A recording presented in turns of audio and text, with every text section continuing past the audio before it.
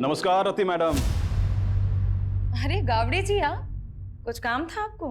नहीं, काम तो नहीं था। योगेश हमारे छोटे भाई की तरह था, तो मैं सोचा कि खुद आकर के आपको प्यार से समझाऊं। तो एक कॉल ही कर लेते ना। इस उम्र में इतनी तकलीफ क्यों दे रहे हैं खुद को? आप अकेली औरत मैडम, कैसे करोगी ये सब? धूप में घूम घूम कर मुरझा जाइएगा। अरे आपके त्वचा देखकर लगता है कि आपको पार्लर जाना चाहिए, स्पा कराना चाहिए। क्या ये सब इलेक्शन और वोट के चक्कर में आप पड़े?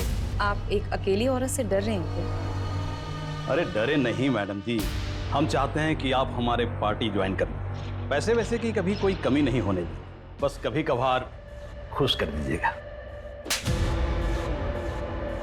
दोबारा अगर यहाँ दिखे ना तो पुलिस में कंप्लेन कर दूंगी तुम्हें।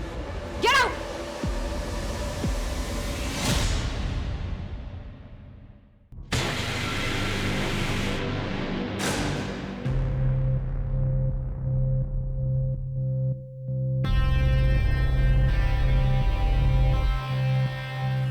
रति, कब तक हम ऐसे छुप छुप के मिलते रहेंगे?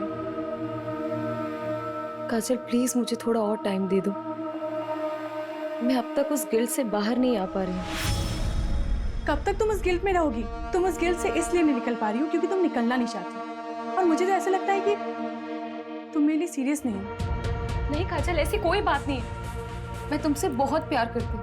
I love you so much. I love. तुम डिसाइड कर लो, तुम्हें मैं चाहिए या फिर तुम्हारे ये गिल्ट। तुम्हारे पास 1 हफ्ते का समय है। मैं कानपुर जा रही हूँ, मेरी माँ का ऑपरेशन है। काजल, धारा जल्दी करो, लेट हो रहा है। आ रही हूँ, एक मिनट आ रही हूँ। ये लीजिए। क्या है? कैसे काम वाली जैसे कपड़े पहनती हो? थोड़ा तो मेंटेन रखा करो अपने आप को। कौन कहेगा डॉक्टर की बीवी? इसीलिए बाहर लेके नहीं जाता कहीं। वो आपको लेट हो रहा था ना, इसलिए ऐसे ही उठ के आपके लिए नाश्ता बहाने तो हजारों हैं तुम्हारे पास। जाओ चाय लेके। माँ मेरे लिए भी नाश्ता दे देना। 10:30 बज गए, अब तेरी आँख खुल रही है। देखो अपने साहबजादे को, बोर्ड के एग्जाम है इसके और नींद पूरी नहीं होती इसकी। पापा बस करो ना। 98% मार्क्स नहीं आए ना तेरे, तब बताऊंगा तुझे। क्या करूंगा 98% लाके? मुझे डॉक्टरी नहीं करनी है, MBBS नहीं करूंगा, आर्ट्स करूंगा आर्ट्स। ऐसे ना फोर्स नहीं कर सकते हो मुझे। मेरी लाइफ पे ना कंट्रोल करना बंद करो। कर सकता हूँ, बापू तेरा कौन देगा तेरे आर्ट्स के पैसे? याद रखना, मेडिकल की पढ़ाई नहीं की ना तो इस घर से 1 पैसा नहीं मिलने वाला तुझे। ये बाप नहीं होता ना, इधर ही लाफा खाता। हमें क्या बोल रहा है?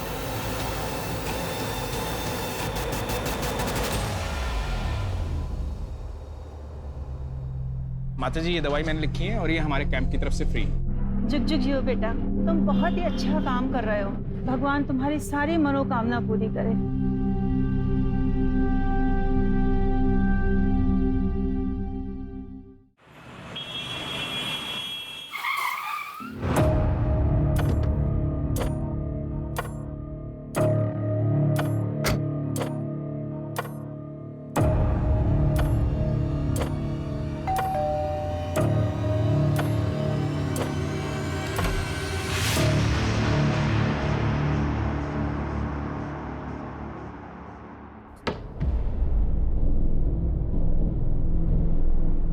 आपसे जो 2 लाख रुपए मांगे थे ना बैंक से निकालने के लिए, वो प्लीज लेके आना। सारा फालतू चीजों के लिए पैसे नहीं है मेरे पास। पहले भी कई बार बोल चुका हूँ मैं। अभी आप अच्छे से जानते हो मैं पैसे वेस्ट नहीं करूंगी। मुझे जरूरत है इसीलिए मांगती हूँ। बाद में बात करता हूँ। अभी किसी पेशेंट के आया हूँ, तबीयत ज्यादा खराब है उसकी, आने में लेट हो जाऊंगा।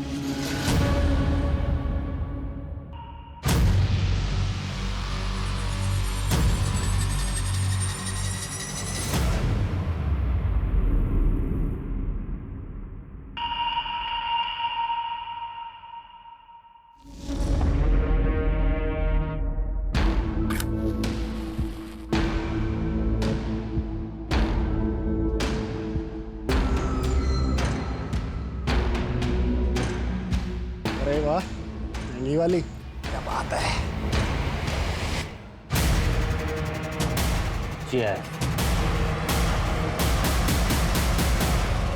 यार मेरी तो बस एक ख्वाहिश है, मुझे ना अपने बेटे को जोर से गले लगा के आई लव यू बोलना है। अरे रवि बाबू, आपके दुख की दवा तो आसान है।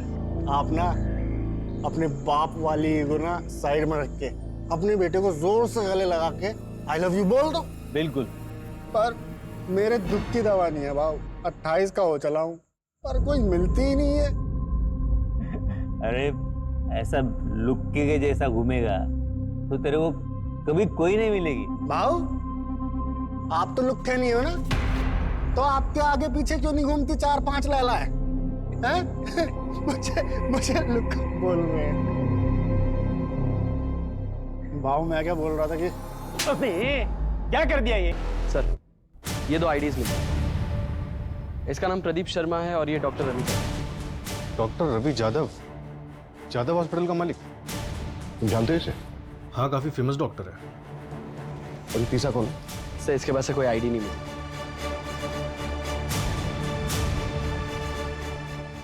मंजू,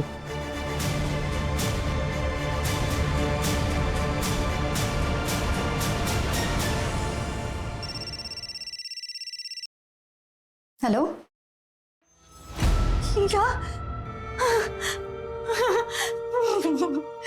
माँ क्या हुआ? समय पापा।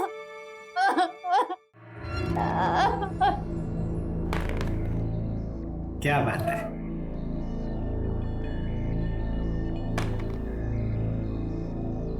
पापा आपका 1 आया था, आपने 3 क्यों चलाया? मैंने चीटिंग नहीं किया। पापा आप चीटिंग कर रहे हो। चलो आई देखो ना पापा चीटिंग कर रहे हैं। क्या टिया, तू भी किसको बता रही है? ये तो खुद चीटर है।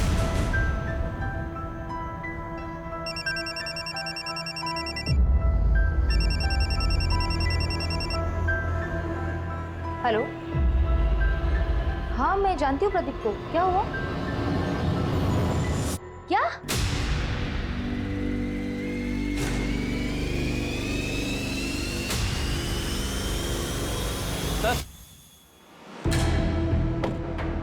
सर ये रवि की सीडीआर, इसमें एक नंबर मिला है जो आज सुबह से बंद आ रहा है। किसका नंबर है? सर जय कामली के नाम पर रजिस्टर्ड है। रेगुलर बातचीत होती थी? हाँ सर, दिन में 2-2 घंटे बात होती थी। सर तो कहीं ये डॉक्टर रवि का अफेयर तो नहीं चल रहा था? पॉसिबल है। पोस्टमार्टम रिपोर्ट आई? सर डिटेल पोस्टमार्टम रिपोर्ट आने में 1 हफ्ता लगेगा। प्राइमरी पोस्टमार्टम में ये आया है कि तीनों की बॉडी में 250 ml से ज्यादा अल्कोहल है। मतलब पूरे चांसेस हैं कि प्रदीप ने लास्ट कॉल जिस नंबर पे किया वो नंबर आपका है, मिसेस लता तांबे। कैसे जानती थी आप प्रदीप?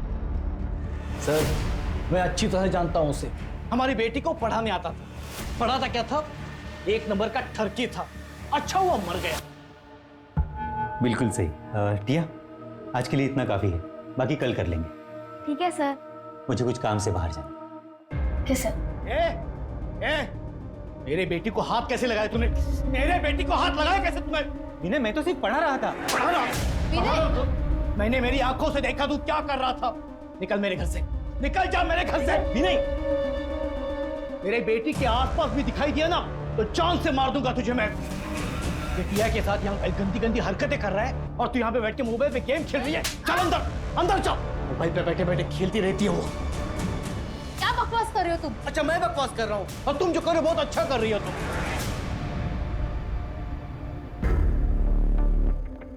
सॉरी सर, वो थोड़े गुस्से वाले हैं। मंजू, यस। इन दोनों को देखिए, कभी आपने प्रदीप के साथ देखा है इन दोनों को? जानती हैं आप इन्हें? नहीं, मैंने नहीं देखा। प्रदीप की फैमिली में से जानती है किसी को? क्योंकि हम उसके घर पे गए थे, घर पे ताला लगा हुआ था और नेबर से भी हमें कोई खास इन्फॉर्मेशन नहीं मिली। नहीं सर, उसने कभी कुछ बताया नहीं। शायद वो अकेला ही रहता था। अच्छा मिसेस तांबे, क्या आप कोई ऐसा रीजन जानती हैं जिसकी वजह से प्रदीप सुसाइड कर सकता है? नहीं सर, मैं अच्छे से जानती हूँ उसको। प्रदीप सुसाइड कर ही नहीं सकता। अपना वादा याद है ना तुम्हें? भूली तो नहीं? वरना मैं अभी भी पुलिस के पास जा सकती हूँ। नहीं, पुलिस के पास मत जाना। मैं रवि के अंतिम संस्कार में बिजी थी। मैं तुम्हारा काम कर देती हूँ। जल्दी करो, मैं और दिन ज्यादा वेट नहीं कर सकती हूँ। हाँ ठीक है।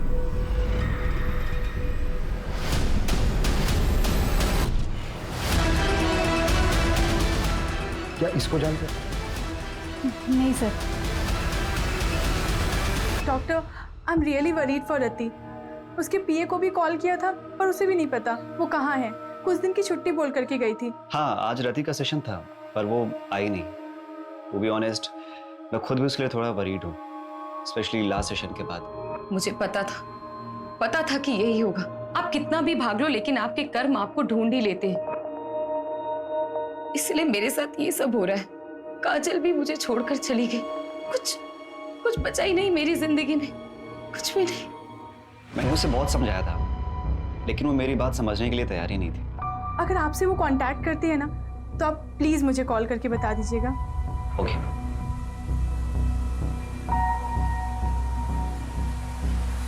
सर, डॉक्टर रवि ने पाषाण में 3 करोड़ का फ्लैट बुक किया है। 3 करोड़ का घर? जी। नॉमिनी कौन है? बेटा नॉमिनी। फ्लैट बीवी के नाम पे बुक किया। हाँ लेकिन सर, गन की बैलिस्टिक रिपोर्ट आ गई। ये देखिए, थोड़ी सी शॉकिंग है। रवि के पास जो गन थी उससे एक भी बुलेट नहीं निकली। प्रदीप और जो अननोन विक्टिम मिला है उनके गन से एक बुलेट निकली। लेकिन गोली तो तीनों को लगी थी। तो फिर तीसरी गोली किस गन से चली? सर, अननोन विक्टिम के हेड में जो गोली मिली उसकी बैलिस्टिक रिपोर्ट बन रही है। 2 दिन में गन का पता चल जाएगा। इसका मतलब साफ है कि वहां पर कोई चौथा भी था। मुझे शुरू से ही लगा कि वहां पर एक औरत भी थी जिसकी चूड़ी मिली थी और वो औरत मुझे ही हो सकती। इंस्पेक्टर बिल्लू सिंह रिपोर्टिंग साहब। ए शामराव, लेकर जाओ इसको। हर हफ्ते का नाटक है। लॉकअप में डालो और शाम तक उसे छोड़ना। कल 1 minute Manju. Shamrao. Yes sir.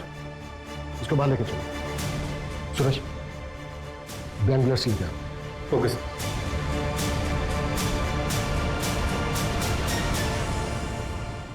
चल पकड़। गन?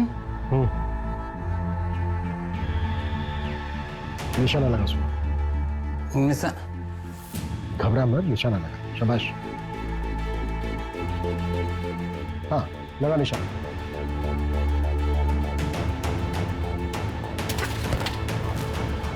इसको तुरंत हॉस्पिटल लेके जाओ और इसका अल्कोहल कंटेंट चेक करो। क्विक। चलो। मान लेते हैं ये है मिस्टर एक्स। मिस्टर एक्स के राइट हैंड में गन थी। मिस्टर एक्स ने प्रदीप को शूट किया। प्रदीप के राइट हैंड में गन थी। प्रदीप ने रवि को शूट किया।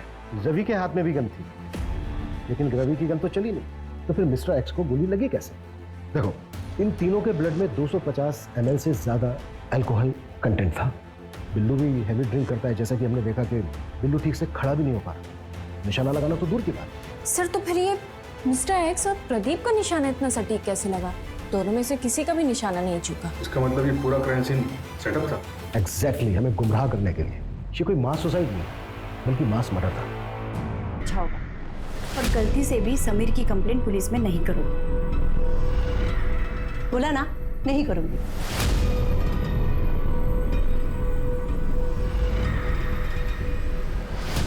सर, मैंने डॉक्टर रवि की वाइफ धारा के कॉल रिकॉर्ड चेक किया। उसमें एक नंबर मिला है जो जया कामली के नाम पर रजिस्टर्ड। ये उसका दूसरा नंबर है। और सर, अजीब बात तो ये है, धारा और जया की बात डॉक्टर रवि के मरने के 1 दिन बाद से शुरू हुई। तो कहीं वो चौथी लड़की ये धारा या फिर जया तो नहीं है?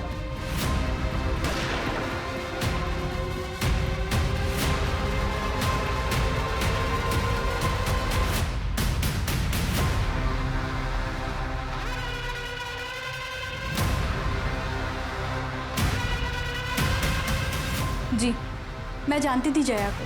उसका रवि के पास इलाज चल रहा था। उसने रवि की मौत के बाद सांत्वना देने के लिए फोन किया था। जी।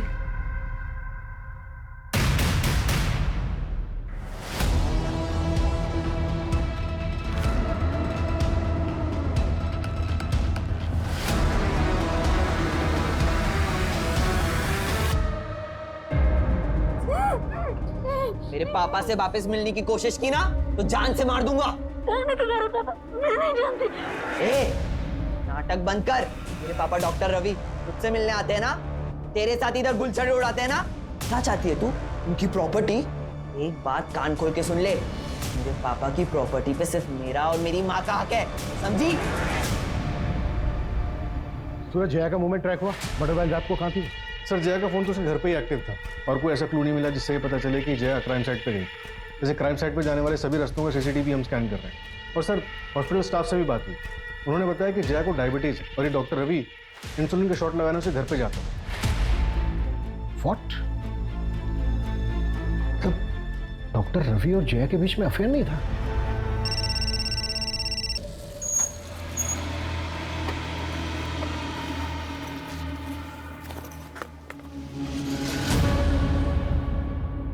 ये आपका गन और भाऊ ये आपका गन।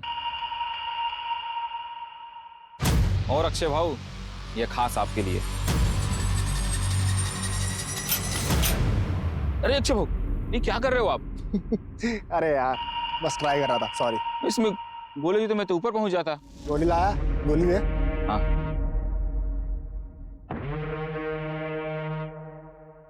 और चौथी वाली कहाँ है? चौथी गन है। वैसे भाऊ आप लोग करने क्या वाले हो? मतलब बस पूछ रहा था मैं, अपन को क्या?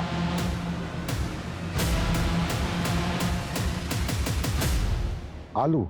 हाँ सब 3 लोग थे, 4 गन लेके गए और उनके पूरे सीट पे आलू भरे थे। ये जो तीसरा आदमी था इसका क्या नाम बताया तुमने? अक्षय नाम है उसका, यही कोरेगांव पार्क में ही रहता है। मेरा एक दोस्त है जो उसका पड़ोसी है, तो उसी ने डील कराई थी। इस अक्षय का घर परिवार? घर परिवार तो नहीं पता साहब, लेकिन वो एड्रेस दे सकता हूँ। तो शायद ये मास सुसाइड ही था। शायद हाँ। गन इन तीनों ने खुद खरीदी। सवाल ये है कि चौथी गन किसके लिए खरीदी गई? तो शायद वो गन किलर के पास। इन तीनों ने और वो चौथा आदमी या औरत जो भी कोई है, इन सब ने मिलकर ये प्लान किया होगा और फिर ये चौथा शख्स बैकआउट कर गया होगा। या फिर ये भी हो सकता है कि शुरू से इसका ये प्लान था। सवाल ये है कि ये चौथा शख्स कौन है और उस चौथे शख्स का इन तीनों के साथ क्या कनेक्शन है। सबसे पहले हम इस कनेक्शन को ढूंढना होगा। और सर वो आलू जो शाहिद ने बताया था, इतने सारे आलू से समझ में नहीं आ रहा है। मैं तो बेहोश था हॉस्पिटल में, कल ही डिस्चार्ज हुआ हूं। मुझे तो पता ही नहीं था कि अक्षय इस दुनिया में नहीं। इस महीने मेरा ऑपरेशन है, 10,000 कम पड़ रहे थे, वो इसी जुगाड़ में लगा था। उसने जिंदगी में अपने लिए कुछ नहीं किया, मेरे पीछे ही परेशान रहता था। वो कभी आत्महत्या नहीं करता। देखिए चंदन जी, ये तो हम नहीं कह सकते, पर क्या आपकी जानकारी में कोई ऐसा है जो अक्षय को जान से मार सकता है? कोई ऐसा क्यों करेगा? सीधा साधा था मेरा बेटा, न नशा, न लड़की, न कोई और ऐसी, सिर्फ मेहनत करना जानता था। चंदन जी, ये 2 लोग हैं जिनकी बॉडी हमें आपके बेटे अक्षय की बॉडी के साथ मिली थी। आप जानते हैं इन्हें? नहीं, मैंने इनको नहीं कभी देखा। ठीक है चंदन जी, अभी आप अपने घर जा सकते हैं। मंजू, गायकवाड़ को बोलो कि वो इनको इनके घर तक छोड़ दें।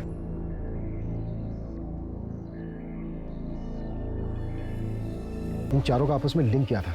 क्या ये चारों एक दूसरे को जानते थे? सर अफेयर का भी एंगल हो सकता है। पॉसिबल है, पर सवाल वही है कि किसके साथ? हो सकता है एक के साथ, हो सकता है तीनों के साथ, और यही झगड़ा जलन इन मर्डर्स की वजह बनी। पॉसिबल है। अच्छा, रतीश यादव की बॉडी किसको मिली? सर रतीश यादव के psychiatrist doctor Nirav.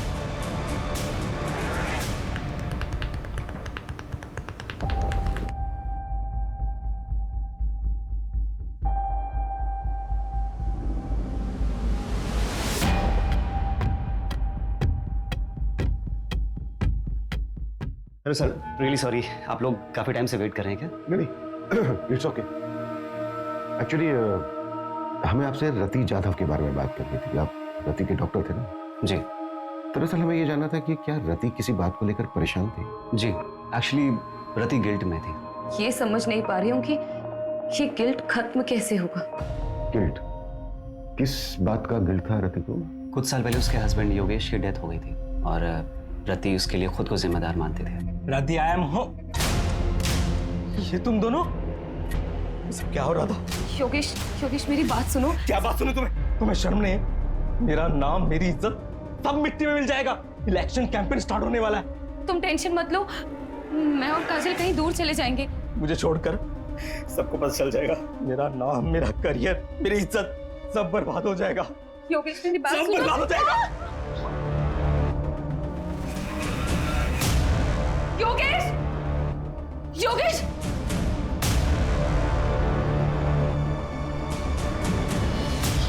Yogesh! Yogesh! Ambulance को कॉल करो जल्दी। योगेश! योगेश!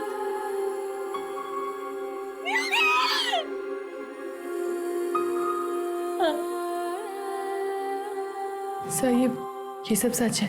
सर हमारे रिलेशन को कोई नहीं समझता। फैमिली और सोसाइटी के प्रेशर में हम दोनों ने शादी तो कर ली, लेकिन हम अपने अपने हस्बैंड के साथ खुश नहीं थे।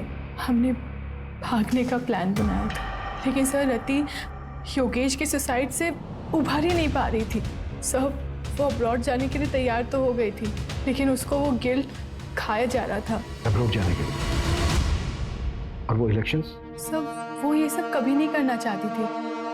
वो तो योगेश के शुरू किए हुए प्रोजेक्ट्स को कंप्लीट करना चाहती थी। उसके बाद ईयर एंड में हमारा कनाडा जाने का प्लान था। अब कनाडा सेटल होने का प्लान था। वहाँ की एक यूनिवर्सिटी में मैंने पीएचडी का फॉर्म भी फिलअप कर दिया था। सब कुछ ठीक चल रहा था, सब कुछ। लेकिन उस दिन हमारे बीच झगड़ा हो गया। कब तक तुम इस गिल्ट में रहोगी? और मुझे तो ऐसा लगता है कि तुम मेरे लिए सीरियस नहीं हो। नहीं काजल, ऐसी कोई बात नहीं। I love you so much. I love. और मैं कानपुर चली गई। सब मेरी गलती है सर। ठीक है।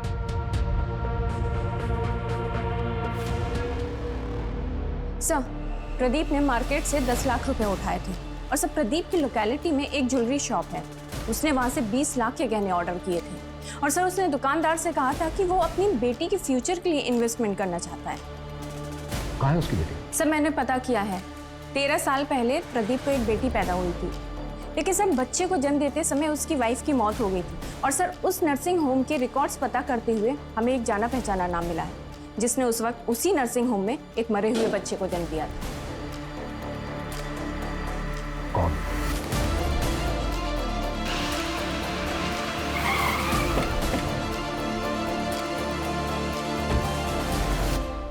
क्या मेरी बेटी टिया मेरी बेटी नहीं है, उस प्रदीप की बेटी है? ये बात तुम्हें पता नहीं थी? नहीं सर, इन्हें नहीं पता। वो मेरी प्रीमेच्योर डिलीवरी हुई थी, उस वक्त ये शहर से बाहर थे, इन्हें कुछ भी नहीं पता। सब कुछ अचानक हुआ सर, और मैंने भी इनसे बात छुपा ली, वरना प्रदीप की तरह ये भी मरे हुए बच्चे की बात सुन के टूट जाते। विनय, हाँ 14 अप्रैल की रात को 8 से 12 के बीच में कहाँ थे तुम? विनय सर यही घर पे ही थे, मेरे और टिया के साथ।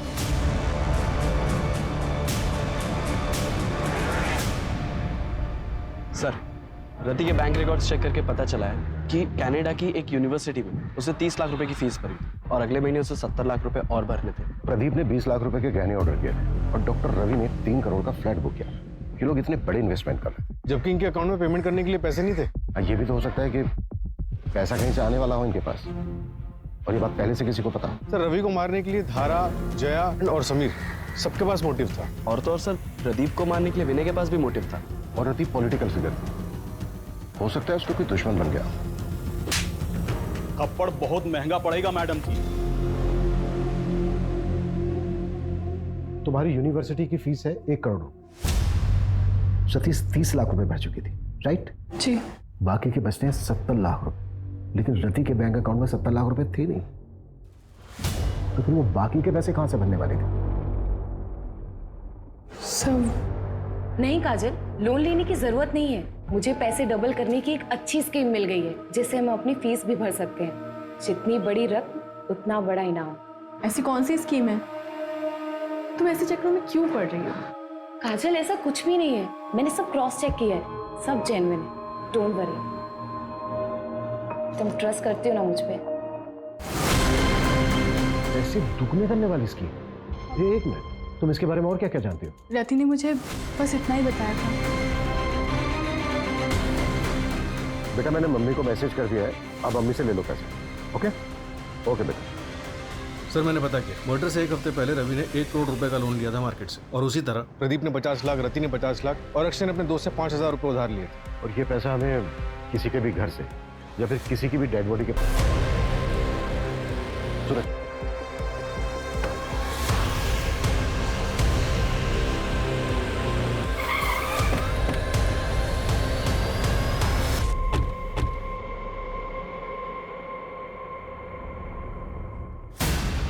सर ये देखिए क्या मिला।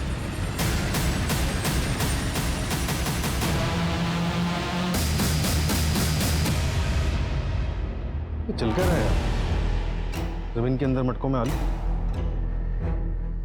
गन सेलर शाहिद ने उन तीनों को गन बेचते वक्त उनकी कार में बहुत सारे आलू देखे थे। Right sir. 4 डेड बॉडीज, इतने सारे सस्पेक्ट्स, पैसा दुगना करने की स्कीम। मुझे पैसे डबल करने की एक अच्छी स्कीम मिल गई है। मास सुसाइड करने का नाटक, और ये जमीन के अंदर इतने सारे मटकों में दबे हुए आलू।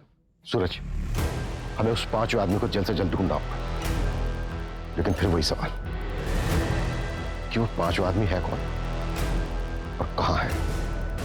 सर जैसे आपने बोला था, मैंने वो लाइन जितनी बड़ी रकम उतना बड़ा इनाम, उसके बारे में ऑनलाइन सर्च किया तो 10 साल पुराना एक केस गोरखपुर का मिला है। ये रही उसकी फाइल।